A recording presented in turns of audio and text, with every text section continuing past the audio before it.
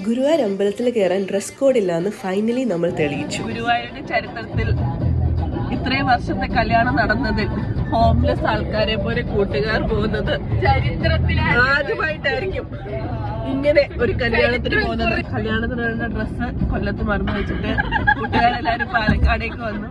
അപ്പൊ ഇനിയിപ്പോ പെൺകുട്ടി ഡ്രസ്സ് കൊണ്ടുവന്നിട്ടുണ്ട്. പക്ഷെ ഞങ്ങക്ക് എന്താണേലും കല്യാണത്തിന് ഡ്രസ്സ് ഇട്ട് കേറാൻ പറ്റത്തില്ല. അപ്പം പിന്നെ ഉള്ള പോലെ അങ്ങ് പോവാന്ന് വെച്ചു. പറപ്പിച്ചു വിടും പാപ്പാ. ഫസ്റ്റ് ടൈമാണ് ഗുരുവായൂർ പോകുന്നത്. അതുകൊണ്ട് ഭയങ്കര ആഗ്രഹമായിരുന്നു നല്ല രീതിയിൽ ഒരുങ്ങി അമ്പലത്തിനകത്തൊക്കെ കയറണം എന്നുള്ളത്. പക്ഷെ അത് സാധിച്ചില്ല. കല്യാണത്തിന് ഒരു 10 മിനിറ്റ് മുമ്പ് ഞങ്ങളോട് വിളിച്ച് ചോദിച്ചു നിങ്ങൾ എത്താറായോ എന്ന്. അതുകൊണ്ട് തന്നെ ഡ്രസ്സൊന്നും മാറി പോകാനായിട്ടുള്ള ടൈം കിട്ടിയില്ല. ഞങ്ങളെ കണ്ട് ആശ ഷോക്കായി. അതേപോലെ തന്നെ ഞാൻ വരുന്ന വഴിക്ക് കുറേ പേരുടെ കമൻസ് ഉണ്ടായിരുന്നു, ഈ കുട്ടി എന്താ ഇങ്ങനെ ഡ്രസ്സ് ഇട്ട് പോകുന്നത്, ഈ കുട്ടി എന്താ ഇങ്ങനെ ഡ്രസ്സ് ഇട്ട് പോകുന്നതെന്ന്. ബട്ട് ഡ്രസ്സല്ല, നമുക്ക് കല്യാണമായിരുന്നു ഏറ്റവും വലുത്. So somehow we reached